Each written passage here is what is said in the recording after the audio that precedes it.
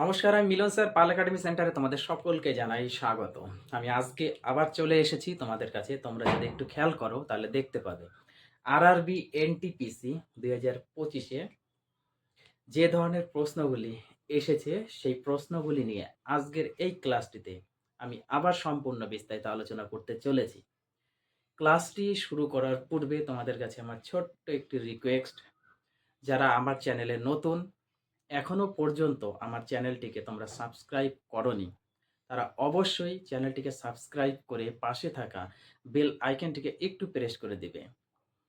আরেকটা কথা, আমার এই ক্লাসটি যখন তোমরা দেখবা তখন তোমাদের কাছে আমার রিকোয়েস্ট, একটা খাতা এবং একটা পেন নিয়ে অবশ্যই বসবা।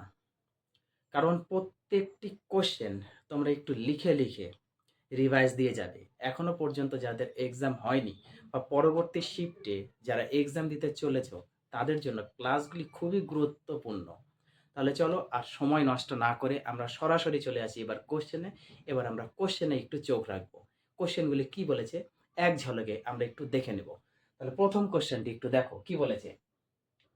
বলেছে ভারতের বিপ্লবী জননী হিসাবে, ভারতের বিপ্লবী জননী হিসাবে কে পরিচিত ছিলেন? কে পরিচিত ছিলেন? সঠিক answer madam Bhikaji. Madam Bhikaji হলো তোমাদের সঠিক অ্যান্সার। তারপরের কোশ্চেন, 1853 সালের সনদ আইনে আইন পরিষদের পদের সংখ্যা কত ছিল? 1853 সালের সনদ আইনে আইন পরিষদের পদের সংখ্যা কত ছিল? সঠিক অ্যান্সার তোমাদের 6 সদস্য। ওকে। তারপরের কোশ্চেন, ভারতের কোন রাজ্যে কুচিপুড়ি নৃত্যের উৎপত্তি? ভারতের কোন রাজ্যে কুচিপুড়ি নৃত্যের উৎপত্তি? সঠিক অ্যান্সার অন্ধ্রপ্রদেশ রাজ্যে ভারতের কুচিপুড়ি নৃত্যের উৎপত্তি হয়েছে। তারপরে কোশ্চেন দেখো কি বলেছে, লোকসভা ভেঙে দেওয়ার জন্য, লোকসভা ভেঙে দেওয়ার জন্য কার অনুমতি নেওয়া হয়ে থাকে বা হয়? লোকসভা ভেঙে দেওয়ার জন্য কার অনুমতি নেওয়া হয়? সঠিক অ্যান্সার হচ্ছে প্রধানমন্ত্রী। প্রধানমন্ত্রীর অনুমতিতে লোকসভা ভেঙে দেওয়া যায়। তারপরের কোশ্চেন, কোন দেশটি চারিদিকে স্থল দ্বারা বেষ্টিত? কোন দেশটি চারিদিকে স্থল দ্বারা বেষ্টিত এবং ভারতের সাথে সীমান্ত ভাগ করেছে? চারিদিকে স্থল দ্বারা বেষ্টিত এবং ভারতের সাথে সীমান্ত ভাগ করেছে কোন দেশ? সঠিক অ্যান্সার হচ্ছে নেপাল।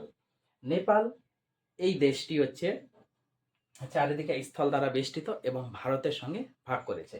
তারপরে কোশ্চেন, ইএস ওপেন পুরুষ একক কে জিতেছেন? ইএস ওপেন পুরুষ একক কে জিতেছেন? সঠিক অ্যান্সার নোভাক জোকোভিচ।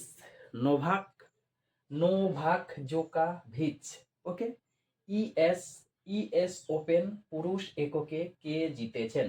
সঠিক অ্যান্সার নোভাক জোকোভিচ। ক্লিয়ার? তারপরে কোশ্চেন দেখো, গোবিন্দ বল্লভ পন্থ, গোবিন্দ বল্লভ পন্থ কোন রাজ্যের প্রথম মুখ্যমন্ত্রী ছিলেন? গোবিন্দ বল্লভ পন্থ কোন রাজ্যের প্রথম মুখ্যমন্ত্রী ছিলেন? সঠিক অ্যান্সার বিহার রাজ্য। বিহারের প্রথম মুখ্যমন্ত্রী ছিলেন। তারপরে কোশ্চেন দেখো, 2024 সালে ঝাড়খণ্ড বিধানসভা নির্বাচনে ঝাড়খণ্ড মুক্তি মোর্চা পার্টি কয়টি আসন জিতেছিল? আরেকবার রিপিট করছি, 2024 সালে ঝাড়খণ্ড বিধানসভা নির্বাচনে ঝাড়খণ্ড মুক্তি মোর্চা পার্টি কয়টি আসন জিতেছিল? সঠিক অ্যান্সার 34টি আসন। 34, 34টি আসন জিতেছিল। তারপরে কোশ্চেনে দেখো, 26 জানুয়ারি 2025-এর থিম কি ছিল? 26 জানুয়ারি 2025 সালের থিম কি ছিল? সঠিক অ্যান্সার ঐতিহ্য এবং উন্নয়ন। ঐতিহ্য এবং উন্নয়ন। তারপরে কোশ্চেন দেখো, ভারতীয় মহাকাশ গবেষণা সংস্থার নতুন চেয়ারম্যান হিসাবে কে নিযুক্ত হয়েছেন? ভারতীয় মহাকাশ গবেষণা সংস্থার নতুন চেয়ারম্যান হিসাবে কে নিযুক্ত হয়েছেন? সঠিক অ্যান্সার ভি নারায়ণন। এই কোশ্চেনটি বারবার রিপিট কোশ্চেন, কিন্তু তোমরা একটু ভালো করে এই কোশ্চেনগুলা অবশ্যই কিন্তু রিভাইজ দিয়ে যাবে, এক ঝলক দেখেই যাবে, কারণ রিপিট হচ্ছে, প্রত্যেকটি শিফটে কিন্তু কোশ্চেন রিপিট হচ্ছে। আর এই কোশ্চেনটি সম্পূর্ণ রিপিট, অনেক শিফটে এসেছে এই কোশ্চেনটি। তারপরে কোশ্চেন দেখো, সিআরপিএফ এর বর্তমান চেয়ারম্যান কে?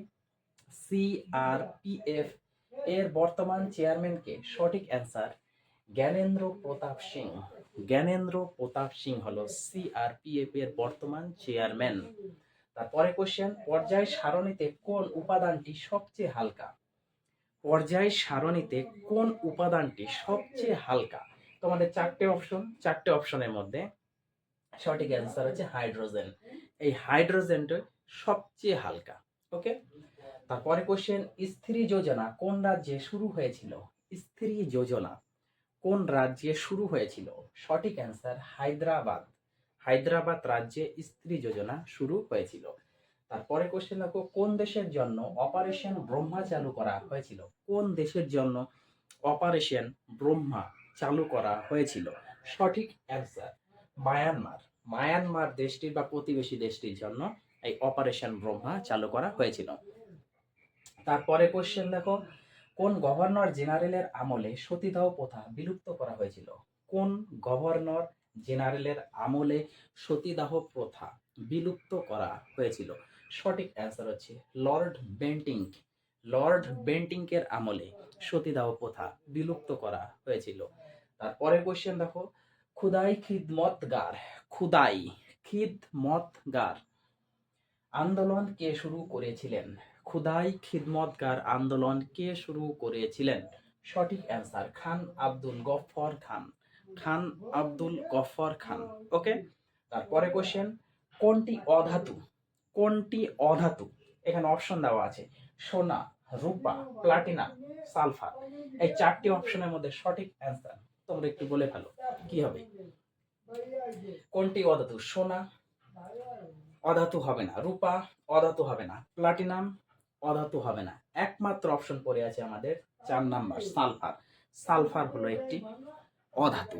ওকে, তারপরে কোশ্চেন, নাম দাফা, নাম দাফা ন্যাশনাল পার্ক কোন রাজ্যে অবস্থিত? নাম দাফা ন্যাশনাল পার্ক কোন রাজ্যে অবস্থিত? আজকের শেষ কোশ্চেন, নাম দাফা ন্যাশনাল পার্ক কোন রাজ্যে অবস্থিত? সঠিক অ্যান্সার হচ্ছে অরুণাচল প্রদেশ।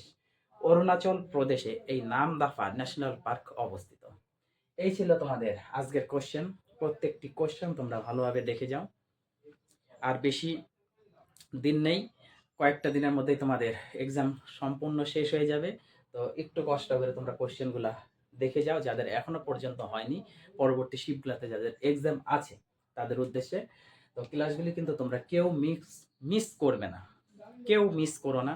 এখান থেকে তোমরা কোশ্চেন পাবেই, সম্পূর্ণ রিপিট কোশ্চেনই পাবে, কোনো টেনশন নেই। সর্বশেষে তোমাদের যদি ক্লাসটি ভালো লেগে থাকে তাহলে অবশ্যই একটা করে লাইক দিয়ে যাবে। আর কারো কোথাও সমস্যা থাকলে তোমরা আমাকে জানাবে কমেন্টে, আমি চেষ্টা করব সেই সমস্যাগুলি সমাধান করার। তাহলে আজকের মতো আমি এখানে শেষ করছি, আবার দেখা হচ্ছে তোমাদের সাথে আমার পরবর্তী পার্ট নিয়ে।